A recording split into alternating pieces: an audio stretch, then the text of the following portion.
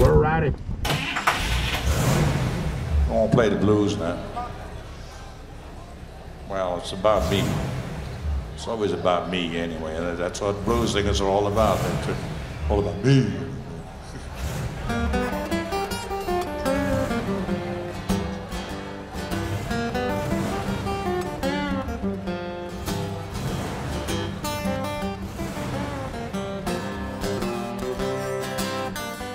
Oh, have a look at this car coming down. Oh, beautiful. It is, it's Absolutely. fantastic. Oh, it's my mate Tony. Oh, you know him? Yeah, I do. Oh, maybe we'll go for a ride. G'day, mate, how you going? Yeah, I wouldn't mind one. Saves us walking. Let's get in, we better get in the other side. Oh, by the way, Tony, this is Bronnie, friend of mine. Bronnie. Hi Tony, how are you? Very well, thanks, Bronnie. Nice to have a nice ride in this car. Thank you. And what about the music? And listen to who it is, Yeah. Dutch Tilders.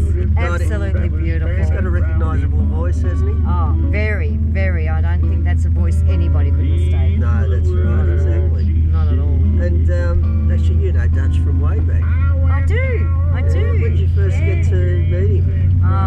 It's a little story. Well, tell Everything has to have a little story. I was actually... Yeah. Well, we love little stories. I know. I lived in Perth, then I went from Perth to Sydney, and I went out with a friend, and there was like 10 people in this little hotel, and I met this guy who said, "You've got to come to Melbourne and sing the blues down there." Now that was Joe Galea. Okay, Missy Galea's brother. Yes, and he actually said, "Ring me," so I did, and he sent me to the Windsor Castle Hotel on a Monday night. Yeah, Dutch's stomping ground.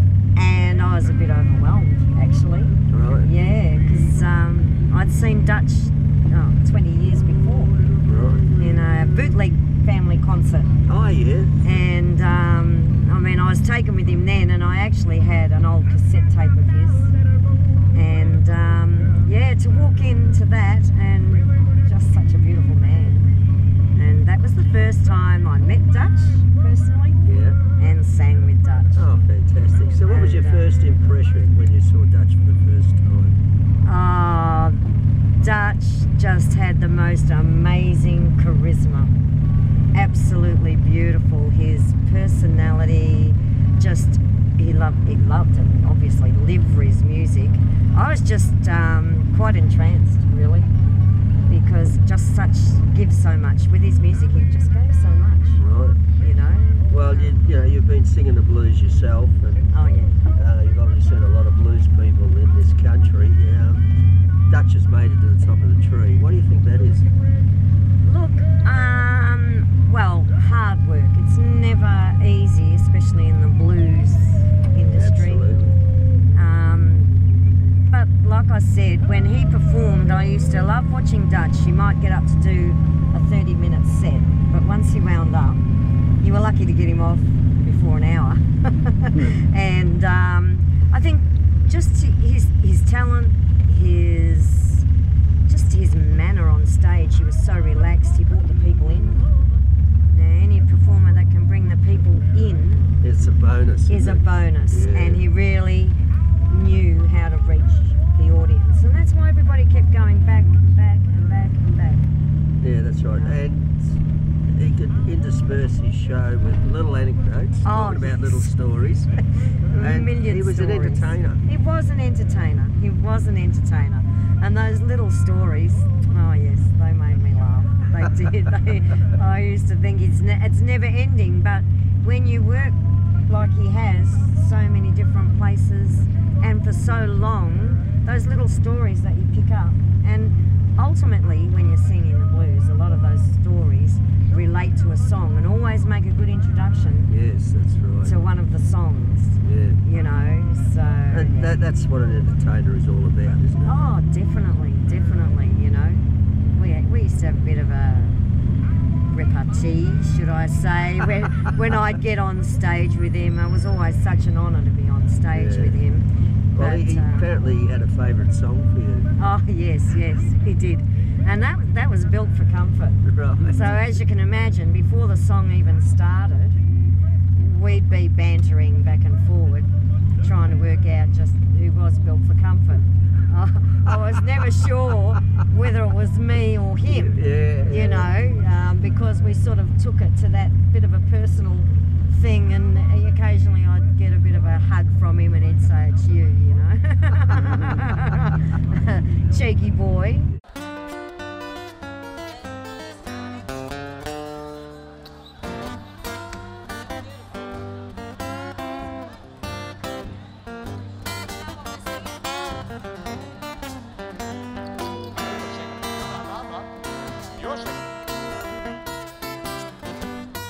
This is a song we always used to sing to each other. I think I'm still built for it. I don't know about you, Dutch, but I am.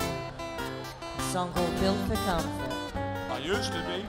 Well, some folks are built like this, others are built like that. Well, the way I'm built, oh, don't you call me fat. I'm built for comfort. I ain't built for speed. But I got everything. I got everything that a woman needs. Well, I ain't got no diamonds, I ain't got no gold. I sure got loving, baby, for your soul. Well, I'm built for comfort. I ain't built for speed. But you know, Dutch, I got everything. Might be sick, but I can see. And that song, yeah, we always had a lot of fun. And I've just got to put in right now that singing the blues with Dutch Tilders is like singing the blues with nobody else. He is just so easy to roll along with. Roll along with. And like there's many great guitarists in this country, you know, particularly blues guitarists. Yeah, Dutch had his own style, didn't he? Yeah, and you know, you're right, there are a lot of blues guitarists around, but Dutch was always, for me, when I saw him, he was the acoustic, you know. The acoustic. And he just sat down and enjoyed it, whereas I've sung, like so many other blues people in Melbourne, with a lot of blues guitarists with the electric. There's a huge difference. It's great either way, but as I said, it's that relaxed feel that Dutch had. Well, you know, how does a Dutchman get the feel for the blues like you had? You live it. You live it. I can't quite explain, you know, I guess other blues people get it. You have to get into that music. You just slide into the feel.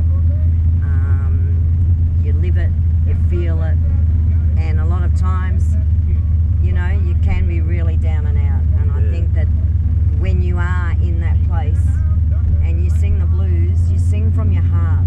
That's what the blues is. It's a feeling, and it comes from the heart, you know. And how do you think Dutch made that connection?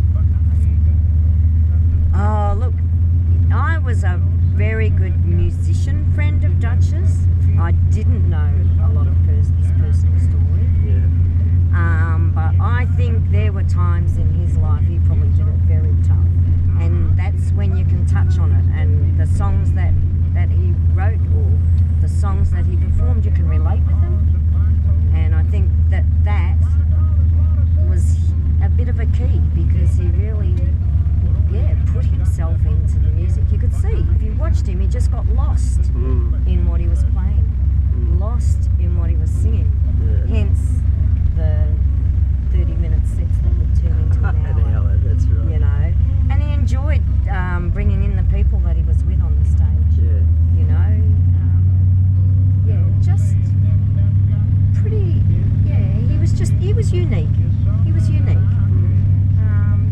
You know, and he cut himself a really nice place in the blues scene. Well, he became the grandfather or the godfather of the blues in this country. I think so. Look, one of his, one of the arrows, or one of the bows that he had in his kit bag, was that he was a songwriter. Yes. Now, writing a good blues song isn't easy. No. So how do you rate Dutch as far as songwriting goes? Well, he had a bit of a knack. They were all different. Some of them were very quirky. But again, it's, you know, I imagine if somebody really sat down and read his lyrics, Yeah. you would be able to fit them into different sections of his life. And, you know, that's what it's all about. And I think he was a consummate guitarist as well. And he would, I imagine, as he wrote, get such a feel, and he'd get swept on that feel, and I think his lyrics would just come. But again, from life experience, and yeah, because he wrote some great stuff. He certainly did. Dutch had a huge influence on some of the younger guitarists around, people like Lloyd Spiegel, Jeff Atchison. Yes. What sort of influence did he have on you? Oh, well, not being a player, look, he brought out a side of me vocally that nobody else brought out. And as I said, and it was because of the feel between the two of us. I just always sang different when I sang with Dutch. That's interesting. And that's what I'm saying. I've sung blues for many years and with many players, but not a lot acoustically. Even though he had a band behind him when we did this, the band was behind him. He was the focal point, and you know, yeah, it was just like I was singing just with him. But the band, I always felt his band were very, very generous, because they really let him take that stage, take that place. And there are a lot of people that don't do that. Yeah. Do you understand what I'm trying I know to exactly say? what you're saying. So when I sang with Dutch, I was with Dutch. You know, we brought it out in each other, I think. Yeah. Because I like to have someone to play with and muck around with. And even when I was singing, I could look at him and, you know, give him an eye and he'd laugh back. Or, you know, it was just a pleasure, always a pleasure. Over the years, you've seen Dutch many a time. What's your favourite Dutch moment? I might cry. We better turn the cameras off. I just think that last concert at the Thornbury Theatre, for me, was overwhelming. I think it was for a lot of people, and to just watch him was with so many different people was just, you know, I have to say that was it for me. Yeah. That was it for me. It just came from a different place, and I was so honoured to be there. Fantastic. The more you cry, the more you grow. Whoa, whoa, the foot is gonna drive me, baby. The foot is gonna drive me, honey. The foot is gonna drive me away, baby. The cry won't make me stay, baby. The foot is gonna drive me away, baby. The cry won't make me stay, baby. She's just gonna drive away, baby. The cry won't make me stay, baby. The cry won't, the cry won't, the cry won't, the cry won't, the cry won't make, the cry won't, the cry won't make me, the cry won't make me stay, baby. The cry won't.